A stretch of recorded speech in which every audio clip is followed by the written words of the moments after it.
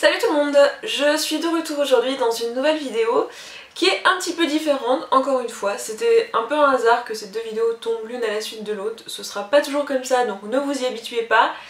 Mais vous allez comprendre tout de suite pourquoi. Cette vidéo est publiée aujourd'hui sur ma chaîne puisque aujourd'hui c'est la journée internationale des maladies rares. Les maladies rares, contrairement à ce qu'on peut penser, elles sont en fait assez nombreuses, de l'ordre de 6000 à 8000 maladies. Et elles touchent pas mal de personnes puisque à peu près 6 à 8% des personnes dans le monde sont concernées par l'une de ces maladies. Donc en France, ça représente à peu près 3 millions de Français. Pour autant, le jour de la journée internationale des maladies rares, il se passe pas grand chose. Cette vidéo, c'était l'idée de Justine et Hermine. Alors, je pourrais pas vous dire laquelle des deux a eu l'idée en premier, je vais les laisser se battre avec cette question. Mais voilà, elles ont eu l'idée de faire une vidéo en collaboration toutes les deux, parce qu'elles sont toutes les deux atteintes de maladies rares.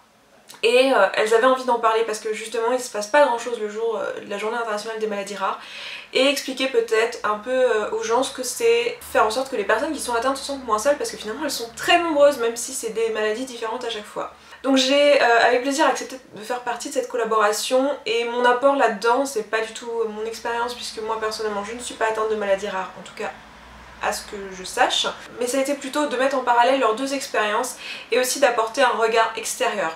Donc c'est pour ça que vous allez avoir en fait aujourd'hui sur nos trois chaînes respectives, puisque nous sommes toutes les trois présentes sur YouTube, enfin je pense que, moi j'ai pas besoin de vous le dire, hein, vous êtes dessus mais vous avez compris. On va faire trois choses très différentes. Sur ma chaîne on a l'habitude de faire des discussions, donc on est parti dans l'idée de faire une discussion ici où on va parler surtout en fait du rapport aux autres, essentiellement, pas uniquement, mais en gros du rapport aux autres, comment gérer la maladie au quotidien, comment quand nous on n'est pas malade, comment agir autour de personnes malades, pouvoir mieux les comprendre, etc. etc.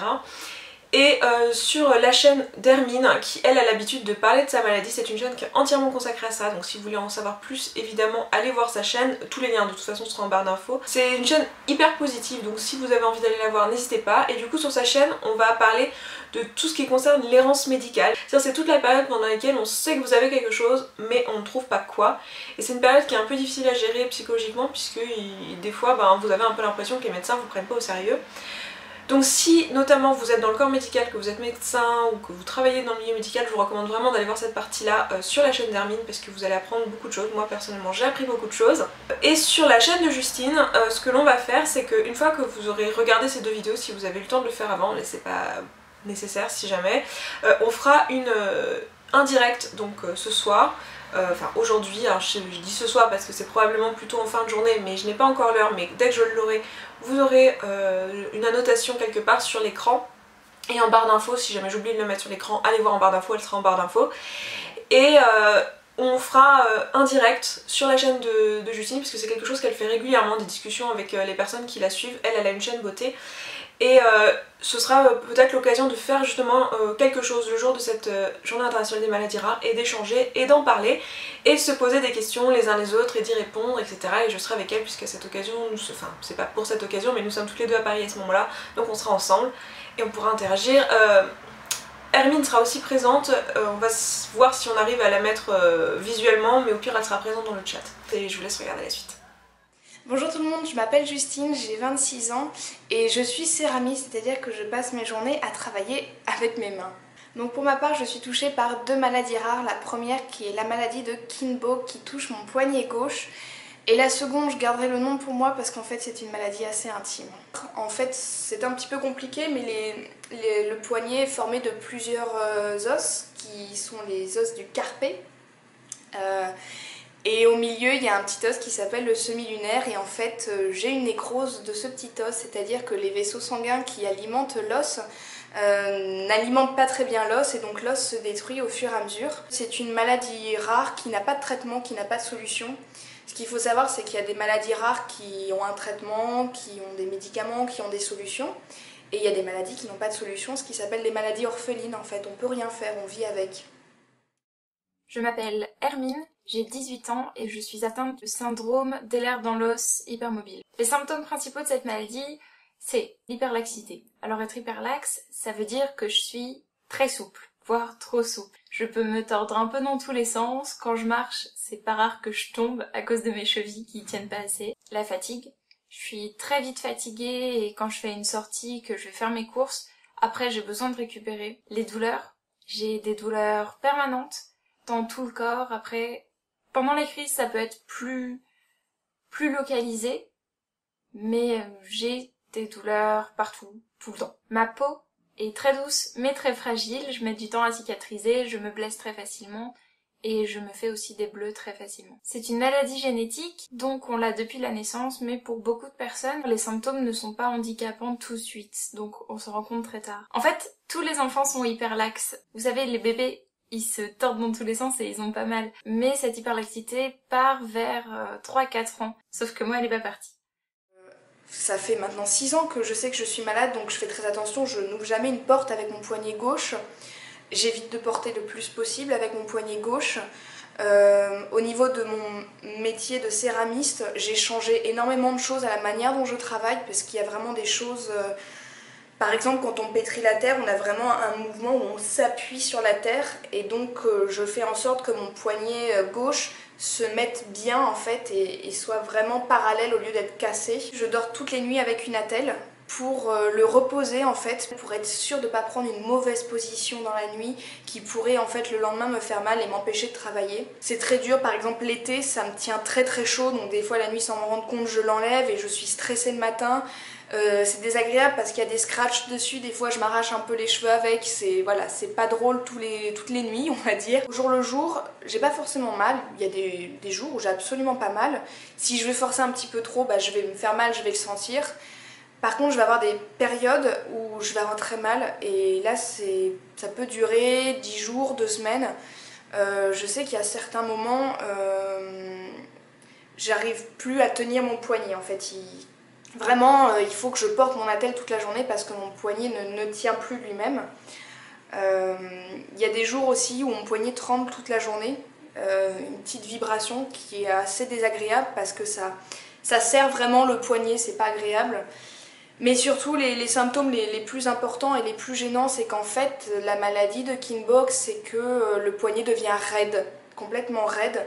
C'est-à-dire que pour vous montrer vite fait, vous voyez ma main qui n'a aucun problème, je peux la mettre vers là. Mon poignet, celui-ci de gauche, ne peut pas aller plus loin. Et pareil pour l'avant en fait. Quand je serre mon poing, là je peux vraiment serrer très fort et mettre mes ongles à l'intérieur. Et là je peux plus serrer mon poignet. Par exemple, je peux plus porter un parapluie avec ma main gauche. Parce que d'être le bras en l'air et comme ça, je peux pas serrer et donc je peux pas porter mon parapluie. Quand je porte des sacs pour les courses ou quoi que ce soit, je sais que je peux pas porter longtemps. Donc je peux monter vite fait les escaliers avec un sac, mais je sais qu'au bout d'un moment, mon poignet va se relâcher et sans que je m'en rende compte, je vais faire tomber mon sac par terre en fait. Donc voilà, au jour le jour, j'ai appris vraiment à vivre avec, parce que j'ai pas le choix. Parce que c'est la seule solution qu'il y a en fait. Au niveau de tout ce qui est solution, j'ai regardé beaucoup de choses sur internet, beaucoup de forums et tout, parce que c'est la seule chose que je pouvais faire. Et certaines personnes se sont fait opérer du poignet. Malheureusement, j'ai jamais lu un message qui a dit « je me suis fait opérer, tout va bien, c'est terminé ». Au contraire, une opération qui entraîne une autre opération, qui finalement n'a pas marché, qui déclenche d'autres douleurs, qui rend encore plus raide le poignet. Et je me dis qu'au final, c'est peut-être pas la solution pour moi, parce que je pourrais faire des choses irréversibles sur mon poignet. C'est-à-dire que pour l'instant, mon poignet, j'arrive à m'en servir sans problème. Enfin, sans problème. Je peux m'en servir, je peux travailler, je peux produire, il n'y a pas de souci. Si je prends le risque de faire une opération, je peux prendre le risque de tout détruire et de plus pouvoir me servir de mon poignet. Donc pour moi, il n'est pas envisageable une opération. Et c'est pour ça que je recomprends maintenant le chirurgien qui m'avait dit qu'on n'opère pas une jeune fille de 20 ans. Je pense que c'est ça qu'il a voulu dire, c'est que on prend trop de risques à 20 ans d'opérer un poignet. On serait peut-être vers 60-70 ans, on se dirait bon, on peut prendre le risque, on ne sait jamais. Pour l'avenir, je ne sais pas du tout comment ça va se passer. Comme la plupart des maladies rares, comme très peu de personnes l'ont, souvent c'est différent pour chaque cas évidemment. Je sais que ça peut que s'aggraver, ça n'ira jamais mieux, puisque mon os se détruit et qu'il ne se reconstruira pas tout seul. Je ferai au jour le jour, je trouverai des solutions tous les jours. J'imagine qu'à un moment, il n'y aura plus de solution, je ne sais pas trop, mais je préfère pas y penser. Je pense à aujourd'hui, à comment je vais travailler, je peux travailler, c'est très bien comme ça. Aujourd'hui, les conséquences quotidiennes de la maladie, c'est que je dois vraiment planifier toutes mes sorties et me dire que si le samedi je vais faire une énorme fête et que je rentre tôt le dimanche matin, la journée du dimanche et la journée du lundi risquent d'être difficiles. Si je fais un effort, je sais que je le payerai le lendemain. Certains jours, je sais aussi que je peux pas me lever et je dois appeler ma kiné en lui disant que je pourrais pas venir parce que j'arrive pas à marcher. J'ai beaucoup d'aides aussi différentes au quotidien. J'ai des médicaments que je prends chaque jour. J'ai aussi des attelles pour quand mon genou, ou mes genoux d'ailleurs, ou mon poignet sont faibles ou me font mal. J'ai des vêtements compressifs pour les douleurs, pour les sensations étranges lorsque j'ai mes crises. J'ai des bouillottes de toutes les sortes parce que le chaud aide beaucoup les muscles. Je fais des séances de kiné 2 fois par semaine. J'ai un coussin mémoire de forme quand je dois m'asseoir. J'ai un corset. J'ai un matelas mémoire de forme également. J'ai de l'oxygène et j'en fais 2 heures par jour. J'ai des sortes de plaquettes anesthésiantes, donc c'est des petites feuilles comme ça que je peux mettre sur un endroit qui est particulièrement douloureux. J'ai des semelles également. Des fois, j'ai pas assez de force en fait pour maintenir ma tête le soir et si je veux quand même faire des choses plutôt que de rester allongée sur mon lit, je dois mettre une Minerve. J'ai un électrostimulateur aussi pour les douleurs et puis pour remuscler un tout petit peu. Enfin voilà, j'ai plein de choses.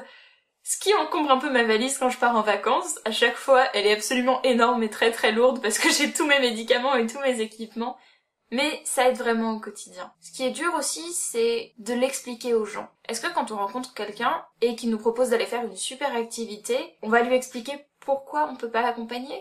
Est-ce qu'on va juste rester très abstrait en lui disant qu'on est un peu fatigué, en lui disant qu'on a un empêchement ce jour-là? Jusqu'à quel point on peut en parler aux autres? Au départ, j'aimais pas trop en parler. J'aimais vraiment pas aborder ce sujet, déjà parce que ça me faisait encore mal. Le blog et les vidéos ont aidé, je pense, beaucoup. Je me suis rendu compte que quand on en parlait de manière posée aux gens, juste en leur donnant les faits, en leur disant bah voilà, j'ai telle maladie et je ne peux pas faire telle chose, ils comprenaient. Pour la plupart, ils comprenaient vraiment. Et aussi, le fait d'avoir une attelle, le fait d'avoir quelque chose au genou, c'est comme pour signaler aux autres, bah tiens, il y a quelque chose qui est un peu fragile aujourd'hui, ou il faut peut-être faire attention un peu plus à elle, ou regarde, elle a une attelle, tu te souviens, t'avais parlé d'une maladie, quelque chose, peut-être qu'il faut lui demander avant de faire une sortie. Donc, peut-être que ça aide aussi. Alors ce qui est difficile aussi, c'est de dire, bah, je pourrais pas faire cette sortie avec vous. Ou alors, si on va faire ce musée, si on va se promener toute la journée, il faut peut-être que je prenne un fauteuil roulant. Même si j'ai pas l'air d'avoir grand chose comme ça. En fait, ce qui est assez impressionnant, après avoir discuté pas mal avec Hermine et Justine sur de leur maladie, que ce soit donc via cette vidéo, en voyant leurs témoignages, mais aussi en discutant pour la préparer, donc en discutant avec elles sur Skype, en parlant un peu de la façon, des choses, des questions qu'on voulait aborder sur nos chaînes, je me suis aperçue que finalement le fait d'en parler était extrêmement utile. En fait, c'est super idiot de réaliser ça parce que on se doute bien que, on le sait que dans tous les domaines, la discussion c'est toujours utile, mais je me suis rendu compte que c'était utile pour elle et utile pour moi. C'est-à-dire que moi en tant que personne extérieure, finalement, si peut-être parfois j'ai pu faire preuve, bon pas avec elle puisque j'ai pas eu l'occasion, mais peut-être que dans ma vie je m'en suis peut-être pas rendu compte, mais j'ai peut-être fait preuve d'indélicatesse ou de mauvaise compréhension vis-à-vis de personnes atteintes de maladies rares. Peut-être tout simplement parce que je ne savais pas qu'elles étaient atteintes de maladies rares, ou que je savais mais qu'on m'avait pas expliqué ce que ça voulait dire. Et du coup, je me suis rendu compte qu'en fait, si on m'expliquait les choses, si on me disait ce qui n'allait pas, eh bien c'était facile pour moi de m'adapter et de le comprendre. Si maintenant, un jour je me rends compte qu'il y a quelque chose que je ne comprends pas, j'essaierai peut-être de me dire que la personne n'a pas envie de m'expliquer. Et qu'il faut que je comprenne que c'est pas parce que je ne comprends pas que ça n'existe pas. Et je pense que ça peut être utile à tous de se dire bon bah voilà, c'est pas parce que quelque chose m'est étranger ou que je ne le comprends pas ou j'en comprends pas sa globalité, ça ne veut pas dire que cette chose là n'existe pas, ça ne veut pas dire que cette chose là est difficile à vivre, même si moi j'ai peut-être d'autres trucs qui me paraissent plus durs à vivre. Quand on est en céramique, qu'on est entouré de céramistes et qu'on porte une attelle ou un plâtre, tout de suite on sait que les mains c'est important dans notre travail, donc tout de suite c'est mon Dieu qu'est-ce qui t'est arrivé et tout, donc j'expliquais un peu, au début je savais pas trop ce que c'était mais j'expliquais, donc des fois je revois des gens qui me disent alors ton poignet ça va mieux, et je dois leur expliquer que non, que ça va pas mieux. Moi je sais que je fais vachement attention, par exemple tout bêtement je vais pas aller faire du patinage sur la glace quoi. Parce que si je tombe sur mon poignet, c'est fini. Je peux plus faire de genre de sport, de beach volley, du volley, je peux pas trop ramer, j'ai essayé un petit peu, mais... Enfin voilà, il y a plein de trucs comme ça que je peux plus faire. Donc tous mes amis céramistes sont au courant de ma maladie, le savent. D'autres amis ne sont pas au courant parce que c'est pas quelque chose de très important non plus, c'est juste le poignet, il n'y a rien de grave. Ma vie n'est pas remise en question, on va dire, ma façon de vivre n'est pas au jour le jour remise en question. Il faut apprendre à être patient avec soi-même. Il faut apprendre à accepter qu'on ne peut pas tout faire. Savoir aimer sa vie même si on peut pas la vivre comme tous les autres. Après tout, on a tous des différences. Il y en a qui voulaient faire pilote, mais qui étaient pas forts en maths. C'est un peu la même chose pour moi. Je voulais faire pilote, mais j'ai pas la santé qui va avec. C'est une différence comme une autre. Parfois, on nous traite un peu en super-héros en nous disant qu'on est tellement courageux de faire ça, de vivre ça, d'avoir des projets quand même, d'avoir une vie tout simplement. Alors que non, on est juste des gens normaux. C'est pas parce que t'as une maladie rare que t'es un super-héros. Si mon voisin d'en face avait une maladie rare aussi, peut-être qu'il se comporterait exactement comme moi, y a rien d'extraordinaire à ce que je fais. Après, il y a quelque chose de très important pour moi, surtout au niveau professionnel, c'est que je veux pas que les gens aient pitié. Je veux pas que les gens voient mes pièces ou voient mon travail en se disant « Oh, et en plus elle a ce problème au poignet, elle arrive à faire ça. » Non, non, non. Je détesterais qu'on pense ça de moi, je veux pas qu'on ait pitié de ce côté-là. Donc c'est pour ça, je suis malade, mais j'arrive très bien à produire mes pièces, il n'y a aucun problème là-dessus. J'ai 2 maladies en fait, et dont la deuxième maladie rare que j'ai en fait depuis plus longtemps, mais dont je suis vraiment au courant depuis on va dire 1 ou 2 ans, qui est beaucoup plus dure à vivre pour moi, surtout que les symptômes sont de plus en plus forts.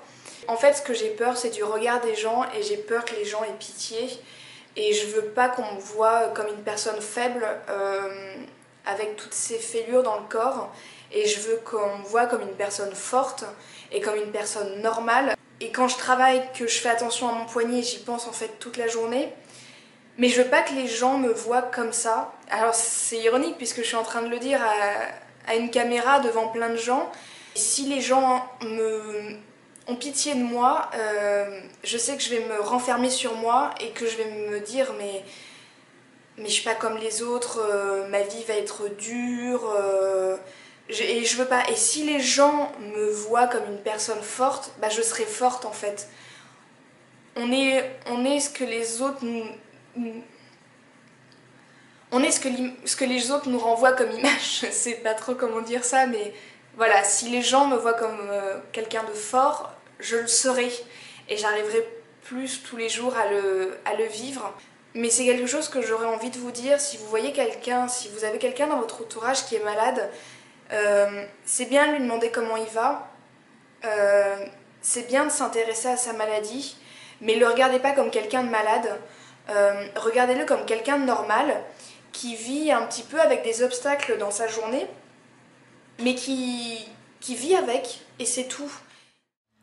Ce qui est difficile aussi quand on est autour de personnes malades, ça m'est souvent arrivé, c'était pas des maladies rares, mais c'est de pas savoir quelles questions poser. C'est-à-dire que si on aime vraiment quelqu'un qui est atteint d'une maladie, on a réellement envie de s'inquiéter de savoir s'il va bien, s'il a besoin d'aide, s'il a besoin de quelque chose. Mais en même temps, on sait pas trop comment le faire parce que si on fait ça, on a peur de lui rappeler sa condition, on a peur qu'en fait ça n'aille pas et qu'il avait juste pas envie d'en parler et qu'on le met dans une situation qui est pas agréable. Au niveau des questions des gens, peut-être pas sur mon poignet mais sur mon autre maladie, comme c'est quelque chose d'intime, les questions peuvent être très gênantes et très intimes. Mais j'ai eu il y a quelques temps quelqu'un qui me disait mais c'est dur parce qu'on sait pas quelles questions poser, on aurait peur d'aller trop loin ou de faire du mal. Mais moi dans ma tête, je me suis déjà posé toutes les questions les plus horribles et j'ai pas forcément répondu, mais je me les suis déjà posées, donc je pense que personne me posera une question trop dure parce que je l'ai déjà fait dans ma tête toute seule et que j'ai déjà un peu de recul et donc ça ne me touche. Ça me toucherait pas si c'est quelqu'un qui est proche de moi. Maintenant, je me suis rendu compte que ça m'a apporté énormément de choses. Des choses négatives, ça m'a empêché de mener certains projets, ça m'empêche encore aujourd'hui de faire des sorties, mais ça m'a apporté beaucoup de choses parce que je me suis rendu compte que la vie était magnifique. Ça fait très cliché dit comme ça, mais on relativise. On a plus de goût pour la vie quand un jour sur deux on doit rester dans son lit. En tout cas, je sais que ces deux maladies, s'il y a un côté positif que ça m'a apporté, c'est à relativiser sur beaucoup de choses. J'ai pris conscience de quelque chose qui a été très dur à un moment, c'est que j'ai aucun contrôle sur mon corps, puisque j'ai deux maladies qui modifient l'aspect et la fonctionnalité de mon corps, on va dire. Et donc j'ai absolument aucun contrôle. Et je me suis dit, donc, ce visage que j'ai, la manière dont je suis formée, j'ai rien fait pour ça, c'est juste des chromosomes qui sont mis, qui sont faits comme ça. Et bah, si je suis trop grosse, bah, c'est pas grave, c'est juste un corps. Si j'ai pas les cheveux qu'il faut, bah, c'est pas grave, c'est fait comme ça. Il faut que tu vives avec. Si tu commences à t'embêter avec ces genres de petits détails, tu n'arrives pas à y vivre. Et en fait, j'ai commencé à me dire ça pour mes maladies, à me dire... si tu commences à penser à ton avenir avec ton poignet, tu vas jamais y arriver. Et j'ai ce rapport aussi aux gens que je rencontre. C'est vraiment pour moi une enveloppe corporelle et quelque chose qui n'a absolument pas... Un corps, pour moi, c'est vraiment quelque chose qui n'a pas du tout d'importance.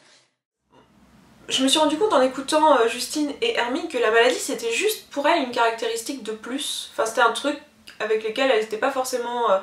d'accord, mais qui étaient comme ça et qui faisaient partie de leur quotidien. De la même façon que, je sais pas, ben moi, voilà, je fais 1m60, jamais je serai mannequin, c'est pas grave. Dans la façon de percevoir les choses au quotidien, finalement, pour nous, ça change pas grand-chose de savoir pourquoi moi je suis petite ou pourquoi Hermine a des douleurs.